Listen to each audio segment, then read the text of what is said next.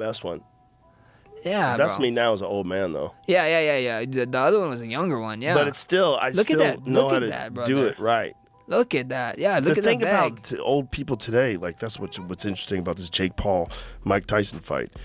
The old people today have hormone. I don't know what his joints feel like or his back feels like. I don't know what's really going on. When you're watching clips of a guy hitting the pad. Joe Rogan has just revealed why Mike Tyson is going to beat Jake Paul in their upcoming showdown. Moreover, the latest reports indicate that this fight is being officially sanctioned as a professional fight. This signifies that the result of the match will be reflected in the records of both contenders. The Texas Department of Licensing and Regulation has completed a thorough assessment of Paul and Tyson, scrutinizing their past records and medical backgrounds prior to granting approval for their professional bout, albeit with some specific exemptions. TDLR said, "The safety of the contestants competing in the ring or the octagon is always the primary concern. The bout will adhere to specific stipulations, notably featuring 8 rounds, each lasting 2 minutes, and requiring the use of 14-ounce gloves instead of the standard 10-ounce. Talking about it, Nakisa Badarian of MVP Promotions said, "Mike Tyson and Jake Paul signed on to fight each other with the desire to do so in a sanctioned professional fight that would have a definitive outcome. The forthcoming bout between Tyson and Paul is poised to etch a new chapter in boxing lore with a staggering 31-year age chasm between them, marking a historic milestone in the sport. Tyson, at 58, will lace up against the youthful 27-year-old Paul, setting the stage for an intriguing clash of generations." Badarian added, "Over the past 6 weeks, MVP has worked with its partners to satisfy the requirements of the Texas Department of Licensing and Regulations to sanction Paul versus Tyson, and we are grateful that we have gotten to this point." Surprisingly, the odds makers seem to be placing their bets on youthful vigor, triumphing over seasoned experience. According to the most recent odds, which DraftKings Sportsbook made public on Monday, Paul is favored to win against Tyson, who is an underdog at plus 130. Meanwhile, both fighters took to social media to share their thoughts on the announcement from TDLR, displaying enthusiasm for the decision, which significantly elevates the anticipation surrounding this bout. Tyson posted on X, "Yes, it's a real sanctioned fight with Jake Paul." Paul also took to social media to express his backing for an officially sanctioned high-stakes bout, asserting that both Tyson and Netflix were determined to eliminate any notion of an exhibition from the event, which would be broadcast live in the United States. Paul affirmed his alignment with this stance, declaring his intent to pursue his 10th career triumph against an opponent boasting an impressive 44 knockout victories. He said, "Mike Tyson wanted it to be a pro fight. Netflix wanted it to be a pro fight. So I agreed to make it a pro fight. Winner takes all." Once revered as the most formidable boxer worldwide, Mike Tyson's prowess has waned with time. The sport's youngest heavyweight champion, despite grappling with a myriad of health concerns, faces low expectations in his match against the 27-year-old Paul. Doubts even arose about whether the bout would receive official sanctioning, with some suggesting it might just be a casual, inconsequential affair. Yet, we now know that the bout has indeed been sanctioned. However, Paul's perennial antagonist and social media provocateur, Dylan Dennis, predictably attempted to dampen Jake Paul's spirits. Dylan Dennis is known for his intense rivalry with Jake's brother, Logan. Their bitter feud escalated into a highly publicized showdown last year, fueled by a relentless barrage of insults, targeting Logan's fiancée. Naturally, Dennis seized every chance to roast the Paul brothers, and he didn't pass up the opportunity to poke fun at the younger Paul. Dennis retweeted Paul's post and sarcastically replied to the boxing celebrity's rhetorical query. He highlighted Iron Mike's numerous health concerns, advanced age, and lack of mobility, criticizing him for opting to step into the ring with the former heavyweight champ, despite these obstacles. He's 60 and walks with a cane when he's not in a wheelchair. In reality, you beating him means nothing. Fight someone your age again. Oh yeah, I forgot you'll lose LOL, Dennis tweeted. However, despite these very real and legitimate concerns, not everyone is writing off Tyson. As evident from the unfolding events, the clash between Tyson and Paul is widely perceived as heavily skewed in favor of one party, owing to the significant gaps in both age and athletic prowess. Tyson candidly addressed his health challenges during his podcast, disclosing the extent of his mobility limitations stemming from severely damaged knees, which subject him to near-constant discomfort. Legendary boxer Oscar De La Hoya also believes that Iron Mike should be looking over his shoulder. When TMZ Sports ran across the Hall of Fame boxer last week in New York City, they spoke with him about Tyson and Paul ahead of their impending fight. De La Hoya expressed his concern, stating that he was going to pray for Tyson because he loved him. He added that he believed Paul was a genuine fighter and emphasized the potential danger of the fight, urging Tyson to be cautious. I'm going to pray for Mike Tyson because I love Mike Tyson. Right. You know, I think Jake Paul, look, he's a real fighter. He really is. It's a dangerous fight. Mike Tyson, be careful, please. Naturally, some people have adopted the other stance, cautioning Jake that Mike, possibly the most feared boxer in history, has the ability to cause great harm to him. The reporter questioned Oscar about whether losing against Jake would destroy Mike's legacy. He stated that Mike Tyson was firmly established in history with a lasting legacy. He further expressed his belief that Mike Tyson would forever be remembered as a significant figure. That's last. If Mike loses, could this potentially ruin his reputation? No, Mike Tyson is cemented. Legacy forever. So you think even with a loss? No, well, we're not saying it's a loss, it's an but we're saying exhibition. hypothetically, Right. if he loses, you're saying that he's going to get away scot-free. Everyone's going to just remember the old Mike, not this new. Mike Tyson will be the man forever.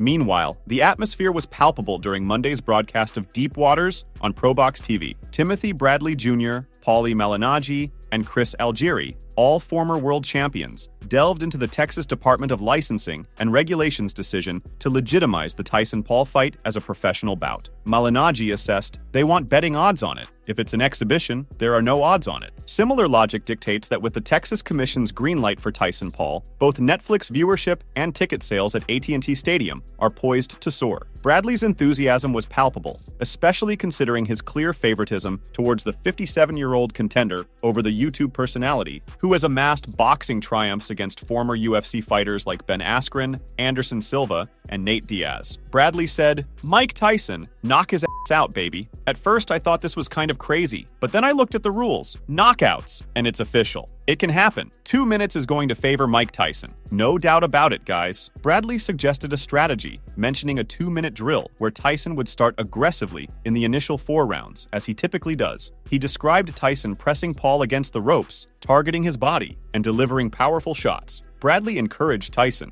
expressing his belief that he had the capability to knock out his opponent, emphasizing that power was the last skill to diminish. Bradley added, 2-minute drill. Tyson comes out in the first 4 rounds like he's always blazing. Tyson gets Paul against the ropes, banging him to the body and hitting him with power shots. Come on, man. He has the potential to knock this man out. The power is the last thing to leave you. Malignaggi ponders whether, in his seasoned years, Tyson still possesses the ferocity and explosive prowess that once crowned him the heavyweight champion of the world in 1986-1990, and once more in 1996. Bradley asked, "Man, you haven't seen those videos of Tyson working out?" Malignaggi answered, "Those are from 5 years ago. This guy smokes weed and does mushrooms every day." Bradley responded, "This is Mike Tyson we're talking about." That prompted Algieri to chime in. "I'll show a video of Tyson running on a treadmill. I'll show you what kind of athleticism he has. It's not very good." It appears that Bradley wasn't having it. 2 minutes, man. That's all it takes to knock Disney Boy the hell out, Bradley said of Paul. When told Paul is an early betting favorite, Bradley shouted, "Oh, hell no!"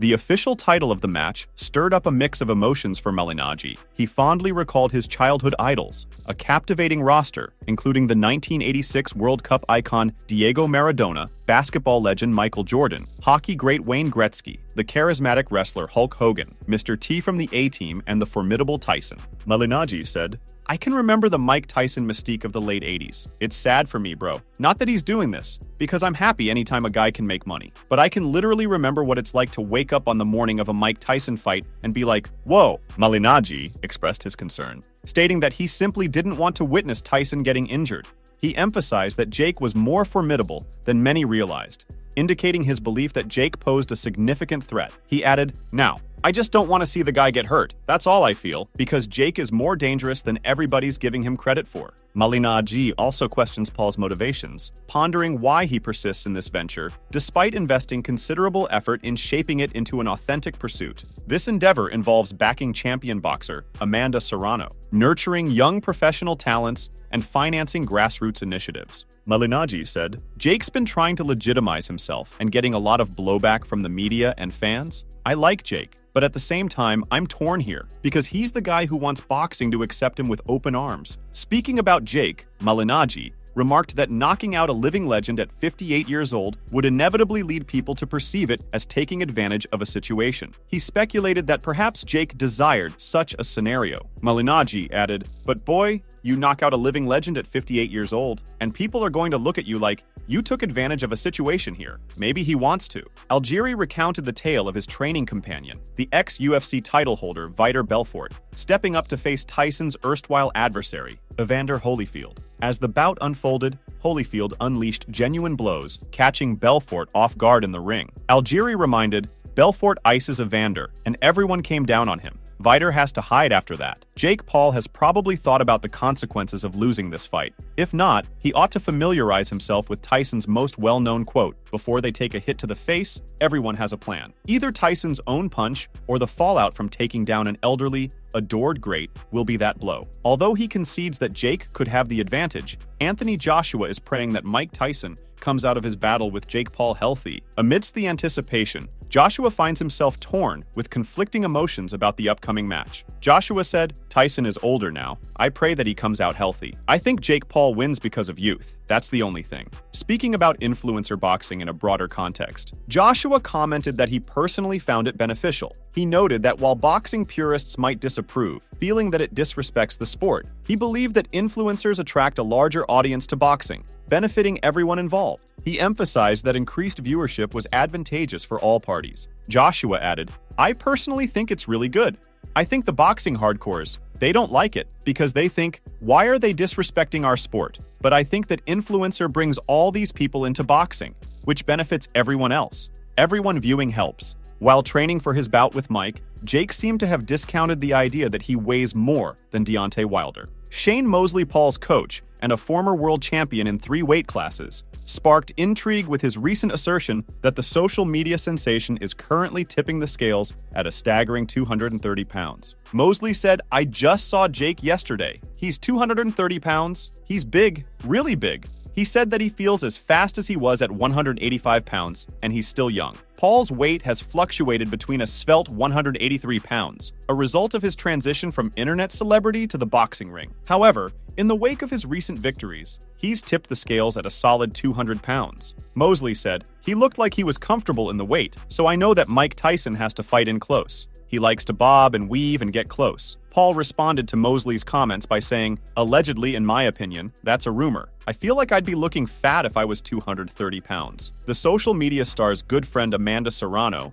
then jokingly said, "That rumor is me. I'm going up 3 divisions now, then I can drop down to 140 pounds. Nearly 4 years ago, Tyson stepped into the ring for an unscored 8-round exhibition with fellow legend Roy Jones Jr. Now, Jones believes Tyson has what it takes to triumph over Paul, provided he trains diligently. Jones cautioned the influencer that carrying extra weight won't matter much if he can't evade Tyson's blows. Jake is not going to fight in close, and Jake can't stay away from him because Mike is going to close the gap real quick. I thought I could stay away from him, and I couldn't stay away from him. I know that I'm better at staying away from people than Jake is. That's why Jake put the weight on," Jones said. Moreover, Jake Paul has been advised that Mike Tyson still has the ability to knock out opponents. Jones recently confessed that the former heavyweight champion's punches still carried the sting of his prime, showcasing Tyson's enduring power and legacy in the sport. He said, "Mike Tyson is still the strongest puncher that I've ever been in the ring with, ever. He was 55 at the time, now I think he is 57 and about to turn 58. He's still the strongest puncher I've ever been in the ring with. The first time he hit me in my chest, it felt like a mule had kicked me in my chest." Jones stated that if Tyson landed a shot like that on anyone's chin,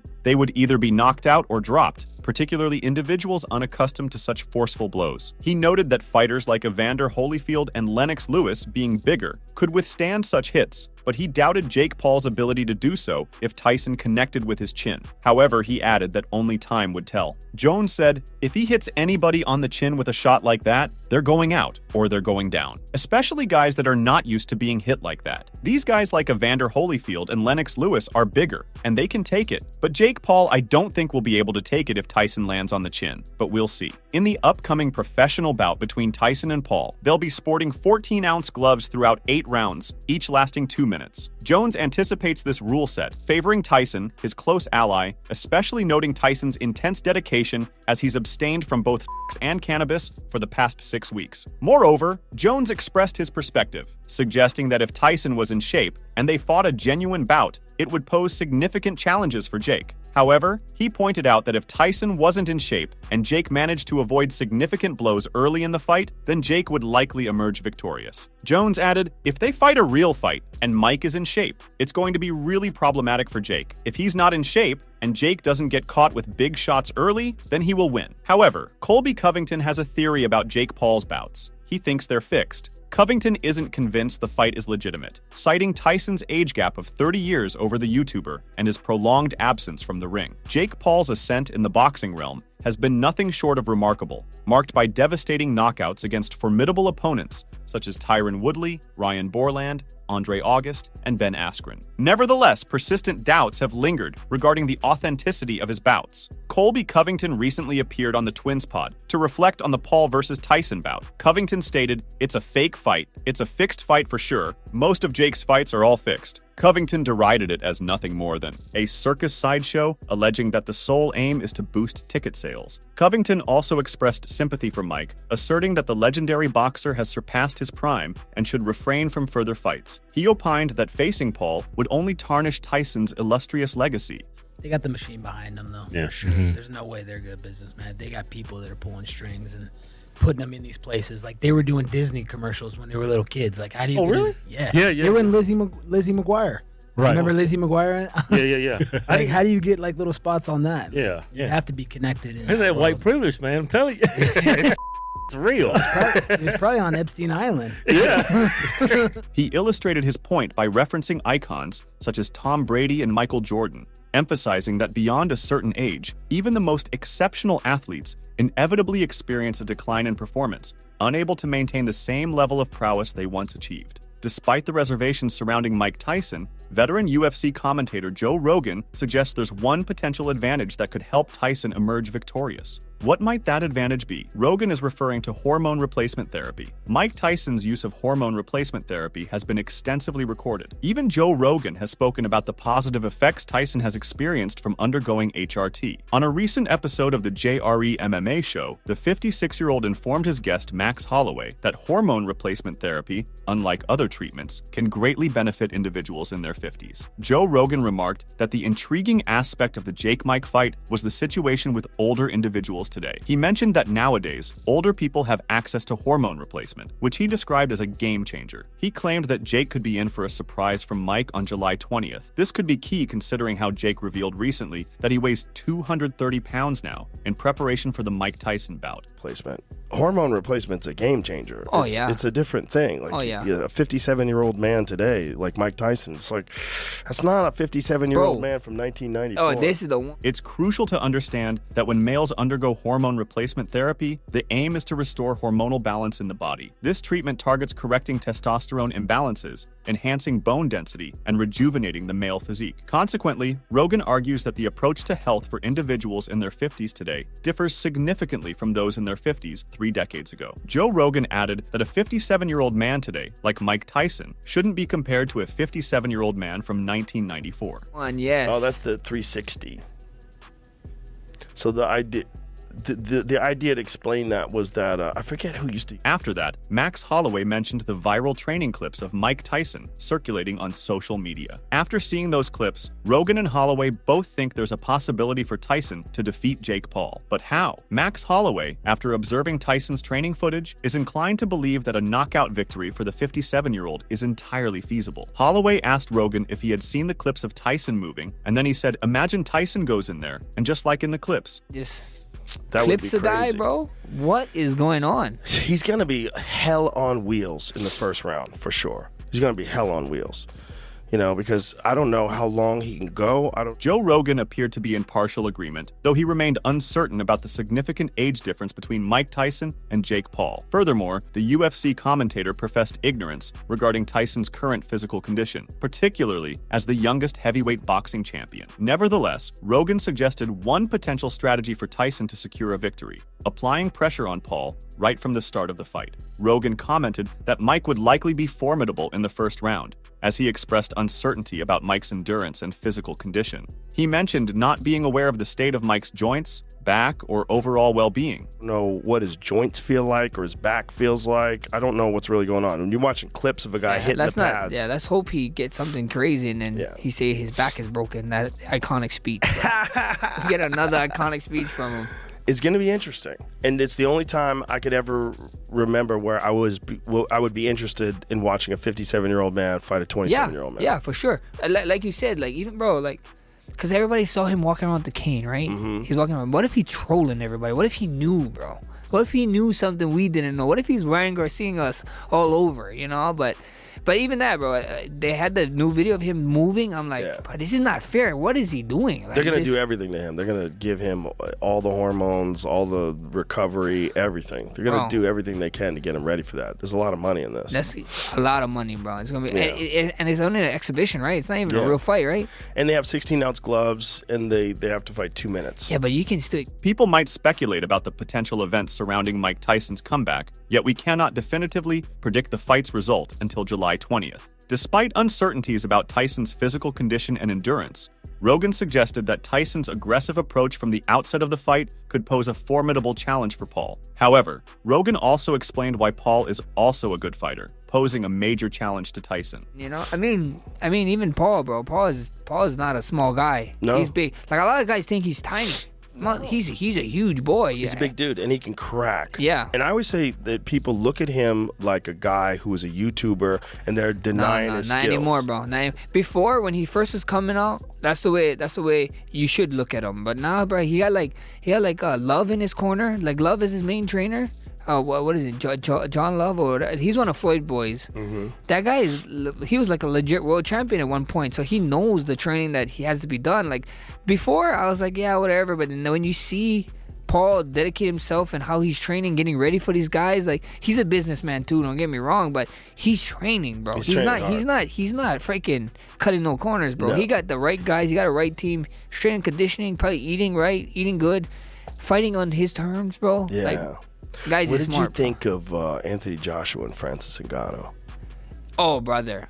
However, Mike is evidently approaching his bout with Jake with utmost dedication. He recently outlined aspects of his training regimen, emphasizing his commitment to abstain from marijuana use and activity. He recently said, 2.5 weeks I haven't smoked, and I haven't had for 2.5 weeks. However, in a separate interview with Forbes Life on April 20th, Tyson said his regime of abstinence had been longer, saying, probably for 6 weeks I haven't gotten high or had sex. I'm living my life discipline now, so I'm going to have to fight discipline now. The TDLR has listed marijuana as a prohibited substance. Combat sports are governed by the TDLR in the state. With Tyson's dedication to his training regimen, the anticipation for the bout continues to intensify. However, the ultimate outcome remains uncertain until the two fighters step into the ring on July 20th. Make sure to check out some of our other videos on the screen if you enjoyed this one.